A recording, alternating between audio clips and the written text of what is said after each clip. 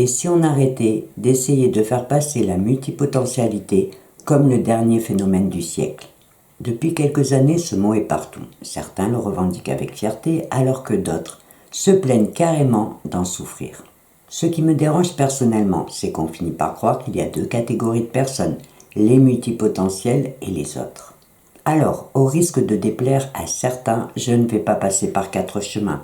Je te dirai simplement que pour moi, ce concept n'a aucun sens, et je t'explique pourquoi. D'abord parce que le mot potentiel ne désigne pas une aptitude particulière, un talent ou un don dans un certain domaine, mais l'ensemble des ressources d'une personne. Et donc, tout le monde et depuis toujours a un potentiel divers et varié.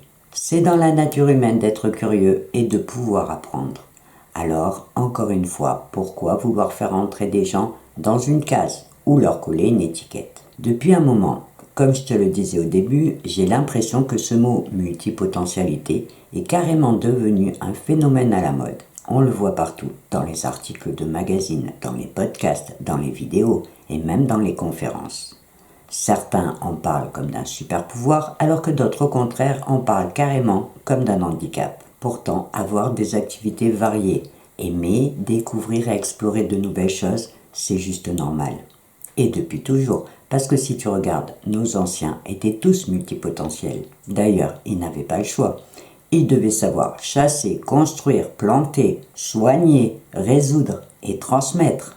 Alors non, la multipotentialité, ce n'est pas une nouveauté. C'est d'ailleurs elle qui nous a permis de survivre et d'évoluer depuis toujours. Ce n'est ni une qualité exceptionnelle ni un défaut, mais juste une capacité naturelle et humaine que l'on a tous. Sauf qu'aujourd'hui, en y collant une étiquette, on finit par faire entrer les gens dans une case, en les poussant à toujours plus se comparer aux autres, ce qui finit par les empêcher de profiter et d'apprécier pleinement leurs propres capacités. Il est donc important de déconstruire toutes ces fausses croyances qui accompagnent ce phénomène pour voir les choses sous un autre angle. Parce que comme je te le disais, la multipotentialité est souvent présentée comme un don ou une particularité, alors que c'est scientifiquement prouvé que c'est faux.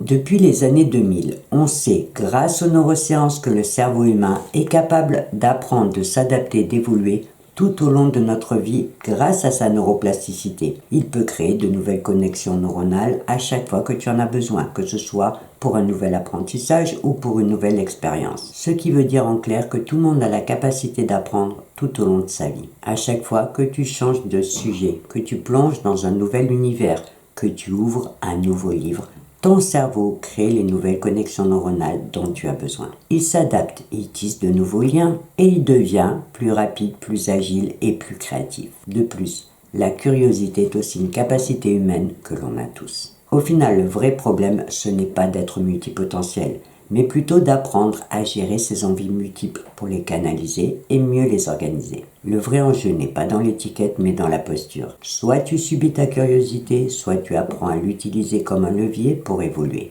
Et c'est là que le vrai travail commence. Apprendre à donner une structure à ton appétit de savoir, peut-être en créant des ponts entre les différents domaines qui t'intéressent ou en trouvant un fil rouge. Pas pour te limiter, mais pour donner de l'ordre et du sens à la diversité de tes activités. Alors, si tu te reconnais dans ce profil, voici 3 rappels essentiels. Tu n'es pas obligé de te spécialiser dans une seule activité pour te sentir légitime. Tu n'es pas en retard, mais juste en train de te construire autrement et à ton rythme. Et tu peux tout à fait te créer un projet de vie cohérent sans avoir à renoncer à ta diversité. Maintenant, si tu te demandes comment faire pour ne pas te perdre entre toutes tes passions, alors je te dirais de t'imaginer devant un buffet avec des dizaines de plats. Tout a l'air délicieux et pourtant tu sais que tu ne vas pas pouvoir tout manger en même temps. Alors qu'est-ce que tu vas faire? Et oui, tu vas devoir choisir ce que tu préfères, ce que tu ne connais pas ou ce qui te fait vraiment envie. Et pour tes passions, c'est exactement pareil. Ce n'est pas parce que tu en as plein que tu dois toutes les explorer en même temps. Et si je t'en parle avec autant d'assurance, c'est parce que je fais partie des multipotentiels. Sauf qu'à mon époque, ça n'a jamais posé de problème. Je ne l'ai d'ailleurs jamais vu autrement que comme une passion pour la création. C'était mon fil rouge. Moi, c'est par période. Je peux même faire plusieurs activités en parallèle dans différents domaines, mais je n'ai jamais eu de problème pour m'organiser en suivant juste mes envies. Alors, si ça te pose problème, demande-toi tout simplement qu'est-ce que j'ai le plus envie de faire en ce moment. Et rappelle-toi que ce n'est pas une course, tu pourras changer et explorer d'autres passions plus tard. Et garde aussi en tête que tes passions vont évoluer. Ce qui te motive aujourd'hui ne sera peut-être plus ta priorité de demain.